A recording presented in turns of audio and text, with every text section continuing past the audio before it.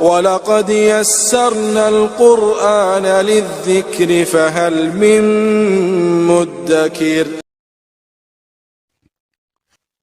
آج انشاءاللہ تعالی ہم سورۃ المائدہ کی آیت نمبر 2 پڑھتے ہیں اور اس کو سمجھنے کی کوشش کرتے ہیں۔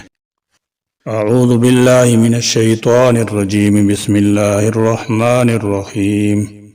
یا ایہا الذین آمنوا لا تحلوا شعائر اللہ ولا الشہر الحرام ولا الہدی ولا القلائد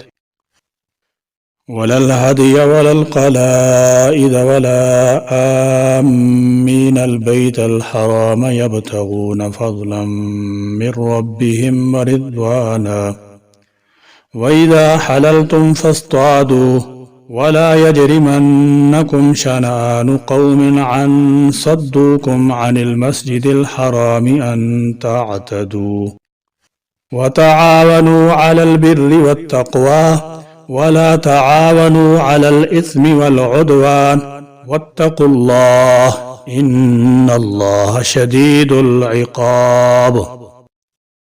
یا ایہا الذین، اے لوگو جو، یا ایہا الذین، اے لوگو جو، آمنو، ایمان لائے ہو، آمنو، ایمان لائے ہو، لا تحلوا، نہ تم بے حرمتی کرو، لا تحلوا، نہ تم بے حرمتی کرو، شعائر اللہ، اللہ کی نشانیوں کی، شعائر اللہ، اللہ کی نشانیوں کی، ولا اور نہ، ولا اور نہ، الشہر الحرام، حرمت والے مہینے کی، الشہر الحرام، حرمت والے مہینے کی۔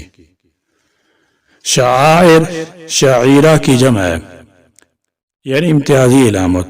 ہر مذہب اور ہر نظام کی امتیازی علامات کو شعائر کہا جاتا ہے۔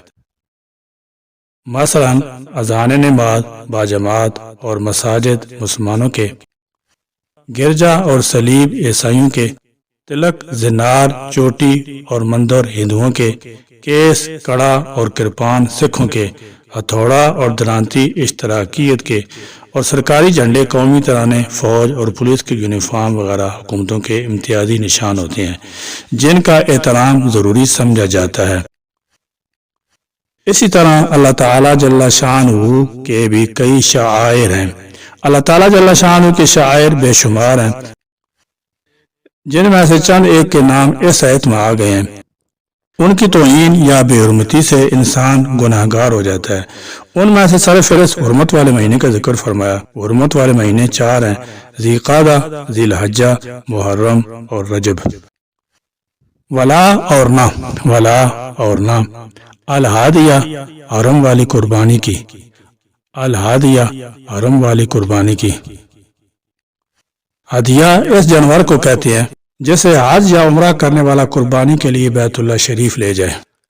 ولا اور نہ، ولا اور نہ، القلائدہ، پٹوں والے جانوروں کی، القلائدہ، پٹوں والے جانوروں کی۔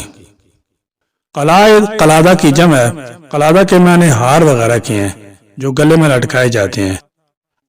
عربوں کا ایک طریقہ یہ تھا کہ جو جانور قربانی کے لیے حرم لے جاتے ان کے گلے میں درخت کے پتوں یا جوتے وغیرہ کا ہار علامتی طور پر لٹکا دیتے۔ لوگ اس کا احترام کرتے اور ایسے جانور لے جانے والوں پر حملہ سے اجتناب کرتے۔ قرآن نے عرب کے اسی قدیم طریقے کو مزید تقویت پہنچائی کہ ان کے احترام کو ملحوظ رکھا جائے۔ ولا اور نہ، ولا اور نہ، آمین، قصد کرنے والوں کی، آمین، قصد کرنے والوں کی، یعنی آنے والوں کی۔ البیت الحرام، بیت الحرام کی طرف، البیت الحرام، بیت الحرام کی طرف۔ بیت الحرام کے معنی حرمت و احترام والے گھر کے ہیں۔ مراد یہ ہے کہ جو شخص حج، عمرہ یا رہائش کے لیے حرم شریف جانا چاہے اس کی راہ میں رکاوٹ نہ بنو۔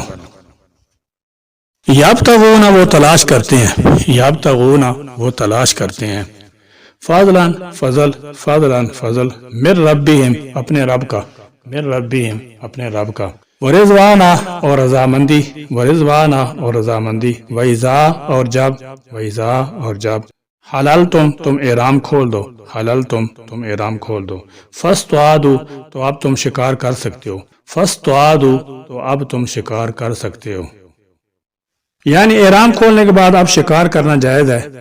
جب کوئی شخص حج یا عمرہ کی ادائیگی کے لیے میقات سے احرام باندھ لیتا ہے تو اس پر بعض پابندیاں عائد ہو جاتی ہیں، مثلا مرد سلا ہوا کپڑا نہیں پہن سکتا، پورا جوتا اور جراب نہیں پہن سکتا، خوشبو استعمال نہیں کر سکتا، چہرہ نہیں ڈھانپ سکتا، خشکی کا شکار نہیں کر سکتا، حتیٰ کہ کسی سے لڑائی جھگڑا گالی گلوچ نہیں کر سکتا، اور کسی جاندار کو ایذا نہیں پہنچا سکتا۔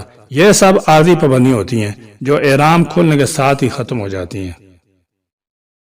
پہلی آیت میں شکار پر جو پابندی عائد کی گئی تھی، یہاں اس کے متعلق فرمایا وَإِذَا حَلَلْتُمْ فَاصْطَادُوا، جب تم حلال ہو جاؤ یعنی احرام کھول دو تو تمہیں شکار کی اجازت ہے۔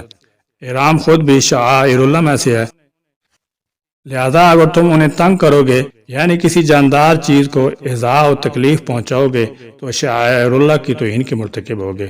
اگرچہ یہاں امر کا صیغہ استعمال ہوا ہے اور امر عموماً وجوب کے لیے آتا ہے، لیکن یہاں یہ صیغہ اجازت اور رخصت کے معنوں میں ہے، یعنی جب تم احرام کھول دو تو شکار کر سکتے ہو، جیسے کہ ترجمہ سے واضح ہے۔ اس کا یہ مطلب بھی ہرگز نہیں کہ جب تم احرام کھول دو تو ضرور شکار کرو یا کیا کرو، نیز یہ بات بھی معلوم ہوئی کہ امر کا صیغہ رخصت اور اجازت کے معنی میں بھی آ سکتا ہے۔ ولا اور نہ یجرمنکم تمہیں آمادہ کرے، یجرمنکم تمہیں آمادہ کرے، شنآن دشمنی قوم کسی قوم کی ان اس وجہ سے کہ صدوکم اس نے تم کو روک دیا تھا، صدوکم اس نے تم کو روک دیا تھا عن المسجد الحرام مسجد حرام سے ان یہ کہ تعتدو تم زیادتی کرو۔ معلوم ہوا کہ ظلم و زیادتی نہ ابتداءً جائز ہے اور نہ رد عمل میں، حد اعتدال اور دائرہ انصاف سے گزر جانے کی گنجائش ہے۔ مقصد یہ ہے کہ یہ مسلمان کی شان کے خلاف ہے کہ وہ برائی کا بدلہ برائی سے دے۔ مفسر قرآن حکیم الامت حضرت مولانا اشرف علی تھانوی رحمۃ اللہ علیہ فرماتے ہیں کہ جس طرح الحب فی اللہ میں حد سے بڑھنا خرابی کا باعث ہے، اسی طرح البغض فی اللہ میں بھی ایک حد تک ہونا چاہیے۔ مشرکین سے نفرت ضرور ہو، اور یہ ہے بھی محض رضا الہی کی خاطر، مگر یہ نفرت ان کے خلاف دشمنی کا رنگ نہ اختیار کر جائے۔ انہوں نے بلا شبہ تم پر زیادتی کی، تمہیں تکالیف پہنچائیں، مگر تمہیں ان پر زیادتی کرنے کی اجازت نہیں ہے۔ اسلام کی کمزوری کے دوران جو کچھ ہو گیا اس پر درگزر کرو، اور جبکہ اب تمہیں اللہ تعالیٰ نے غلبہ دے دی ہے تو اب تم بھی ان پر اس طرح زیادتی نہ شروع کر دو جس طرح مشرکین تم پر کرتے رہے ہیں۔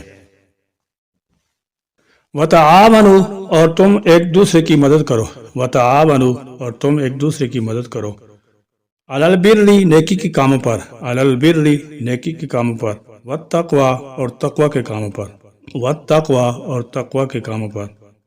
وَلَا تَعَاوَنُوا اور نہ تم ایک دوسرے کی مدد کرو، وَلَا تَعَاوَنُوا اور نہ تم ایک دوسرے کی مدد کرو، عَلَى الْإِثْمِ گناہ پر، عَلَى الْإِثْمِ گناہ پر، وَالْعُدْوَانِ اور زیادتی پر، وَالْعُدْوَانِ اور زیادتی پر۔ اسی سے یہ بات معلوم ہوئی کہ جو حکم اصل کا ہوتا ہے وہی اس کے ذرائع کا ہوتا ہے۔ جو بات دین میں مطلوب ہو اس میں تعاون بھی اسی درجہ مطلوب ہوگا، اور جو بات گناہ کی ہو اس میں تعاون بھی قریب اسی درجہ کا گناہ ہوگا۔ اس لیے رسول اللہ صلی اللہ علیہ وسلم نے سود کھانے والے کے ساتھ ساتھ اس میں ہر طرح کا تعاون کرنے والوں اور شراب پینے والوں کے ساتھ ساتھ شراب پینے میں تعاون کرنے والوں پر بھی لعنت بھیجی ہے۔ واتقوا اللہ اور تم اللہ سے ڈرو، واتقوا اللہ اور تم اللہ سے ڈرو، ان اللہ بے شک اللہ، ان اللہ بے شک اللہ شدید العقاب سخت عذاب دینے والا ہے، شدید العقاب سخت عذاب دینے والا ہے۔ شعائر سے مراد وہ چیزیں ہیں جو اللہ تعالیٰ جل شانہ کی عظمت اور معبودیت کا نشان ہے۔ فرمایا ان کی بے حرمتی نہ کرو۔ شعائر اللہ کا احترام ملت ابراہیمی کا ایک ضروری حکم اور ہمارے دین کا ضروری جزو ہے۔ شعائر اللہ میں حرم شریف، بیت اللہ شریف، جمرات، صفا مروہ، قربانی، احرام، اذان، نماز اور تمام احکام شریعت داخل ہیں۔ صفا مروہ کے متعلق خصوصاً فرمایا ان الصفا والمروہ من شعائر اللہ، یعنی صفا مروہ پہاڑیاں اللہ تعالیٰ کی نشانیوں میں سے ہیں۔ اللہ تعالیٰ جل شانہ نے ان سب کی تعظیم کا حکم دیا ہے۔ امام شاہ ولی اللہ رحمۃ اللہ علیہ فرماتے ہیں کہ یہ چار چیزیں اعظم شعائر اللہ میں سے ہیں، یعنی حضور صلی اللہ علیہ وسلم کی ذات مبارکہ، قرآن کریم، بیت اللہ شریف اور نماز، یہ سب بڑے بڑے نشان قدرت ہیں، ان کی تعظیم بہت ضروری ہے۔ سورہ حج میں اللہ تعالیٰ کا فرمان ہے وَمَن يُعَظِّمْ شَعَائِرَ اللَّهِ فَإِنَّهَا مِن تَقْوَى الْقُلُوبِ، جو شخص شعائر اللہ کی تعظیم کرے گا تو اس کا مطلب یہ ہے کہ اس کے دل میں تقوی موجود ہے۔ جو آدمی تقوی سے خالی ہے اس سے تعظیم شعائر اللہ کی توقع نہیں کی جا سکتی۔ آگے فرمایا وَلَا آمِّینَ الْبَيْتَ الْحَرَامَ، بیت اللہ شریف کی طرف قصد کر کے جانے والے لوگ بھی محترم ہیں۔ جو لوگ حج یا عمرہ کے ارادے سے سفر کر رہے ہیں ان سے کسی قسم کی چھیڑ چھاڑ یا لڑائی بڑائی نہیں ہونی چاہیے۔ وہ اللہ تعالیٰ کے مہمان ہیں اور اس کے گھر کی طرف جا رہے ہیں، ہو سکے تو ان کی خدمت کرو ورنہ انہیں ایذا نہ پہنچاؤ۔ حضور صلی اللہ علیہ وسلم اپنے 1400 صحابہ رضوان اللہ تعالی علیہم اجمعین کے ہمراہ 6 ہجری میں عمرہ کے ارادے سے نکلے تھے، لیکن مشرکین نے ان کو حدیبیہ کے مقام پر روک دیا۔ قربانی کے جانور ان کے ہمراہ تھے، وہ کفار نے انہیں عمرہ کرنے کی اجازت نہ دی، اور اس بات پر صلح ہو گئی کہ اس سال مسلمان عمرہ کی بغیر واپس چلے جائیں گے، البتہ اگلے سال عمرہ ادا کر سکیں گے۔ چنانچہ صلح کی شرائط کے مطابق صحابہ کرام رضی اللہ تعالی عنہم نے جانور وہ ہیں ذبح کر دیے اور مدینہ طیبہ واپس آ گئے۔ پھر آپ صلی اللہ تعالی علیہ وسلم نے 7 ہجری میں عمرہ قضا کیا۔ اس قسم کے واقعات کے صد باب کے لیے فرمایا کہ حج عمرہ کے ارادہ سے حرم شریف جانے والے لوگوں کے ساتھ بھی کسی قسم کا تعارض نہیں کرنا چاہیے، ان کی بے حرمتی نہ کرو بلکہ ان کا ادب و احترام ملحوظ رکھو۔ پچھلی آیت میں جن شاعر کو حق تعالیٰ جل شانہ نے معظم و محترم قرار دیا تھا، 6 ہجری میں مشرکین مکہ نے ان سب کی اہانت کی تھی۔ نبی کریم صلی اللہ علیہ وسلم اور تقریباً 1500 صحابہ ماہ ذی-القعدہ بعد عمرہ ادا کرنے کے لیے مدینہ طیبہ سے روانہ ہوئے تھے۔ حدیبیہ کے مقام پر پہنچ کر مشرکین نے اس مذہبی وظیفہ کی بجاوری سے روک دیا، نہ حالت احرام کا خیال کیا، نہ کعبہ کی حرمت کا، نہ محترم مہینہ کا، نہ ہدیہ قلائد کا۔ مسلمان شعائر اللہ کی اس توہین اور مذہبی فرائض سے روک دیے جانے پر ایسی ظالم اور وحشی قوم کے مقابلے میں جس قدر بھی غیظ و غضب اور بغض و عداوت کا اظہار کرتے وہ حق بجانب تھے، اور جوش انتقام سے برافروختہ ہو کر جو کارروائی بھی کر بیٹھتے وہ ممکن تھی، لیکن اسلام کی محبت اور دعوت دونوں جچی تلی ہیں۔ قرآن کریم نے ایسے جابر ظالم دشمن کے مقابلہ پر بھی اپنے جذبات کو قابو میں رکھنے کا حکم دیا۔ عموماً آدمی زیادہ محبت یا زیادہ عداوت کے جوش میں حد سے گزر جاتا ہے، اس لیے فرمایا کہ سخت سے سخت دشمنی تمہارے لیے اس کا باعث نہ ہو کہ تم زیادتی کر بیٹھو، اور عدل و انصاف کو ہاتھ سے چھوڑ دو۔ اگر کوئی شخص بالفرض جوش انتقام میں زیادتی کر بیٹھے تو اس کے روکنے کی تدبیر یہ ہے کہ جماعت اسلام اس کے ظلم و عدوان کی اعانت نہ کرے، بلکہ سب مل کر نیکی اور پرہیزگاری کا مظاہرہ کریں اور اشخاص کی زیادتیوں اور بے اعتدالی کو روکیں، یعنی حق پرستی، انصاف پسندی اور تمام عمدہ اخلاق کی جڑ خدا کا خوف ہے، اور اگر خدا سے ڈر کر نیکی سے تعاون اور بدی سے ترک تعاون نہ کیا تو عام عذاب کا اندیشہ ہے۔ فرمایا واتقوا اللہ، اللہ سے ڈر جاؤ۔ اللہ تعالیٰ جل شانہ نے افعاد کا حکم دیا ہے، اس کو پورا کرو۔ اگر اس کے حکم کی خلاف ورزی کرو گے تو یاد رکھو ان اللہ شدید العقاب، بے شک اللہ تعالیٰ سخت عذاب دینے والا ہے۔ جب وہ مجرمین کی گرفت کرے گا تو پھر ان کو چھوڑے گا نہیں، اس کی پکڑ بڑی سخت ہوگی۔ کوئی شخص جو اللہ تعالیٰ کے قوانین کے خلاف کرتا ہے، حلال و حرام سے بے نیاز ہے، شعائر اللہ کی بے حرمتی کرتا ہے، برائی میں تعاون کرنے والا ہے، وہ اس کی گرفت سے بچ نہیں سکتا۔ اس لیے فرمایا کہ اللہ تعالیٰ جل شانہ سے ڈر جاؤ۔ اللہ تعالیٰ جل شانہ ہمارے دلوں پر سے غفلت کے پردے ہٹا دیں اور ہم کو نور بصیرت عطا فرما دیں تاکہ ہم ان قرآنی احکام کو دل میں جگہ دے سکیں۔ یا اللہ اپنے دین کے شاعر کی حقیقی عزت و عظمت ہم کو نصیب فرما دے اور شاعر اللہ کی بے حرمتی اور بے ادبی سے ہم کو بچا لے۔ اے اللہ ہمیں نیکی اور تقوی کی توفیق عطا فرما دے۔ اور گناہ ظلم و زیادتی سے ہمیں بچا لے۔ اے اللہ ہم کو نیکی تقوی کی مدد کرنے والا بنا دے اور ہم کو ان کے جملہ قرآنی احکام پر عمل پیرا ہونے کا عزم نصیب فرما دے۔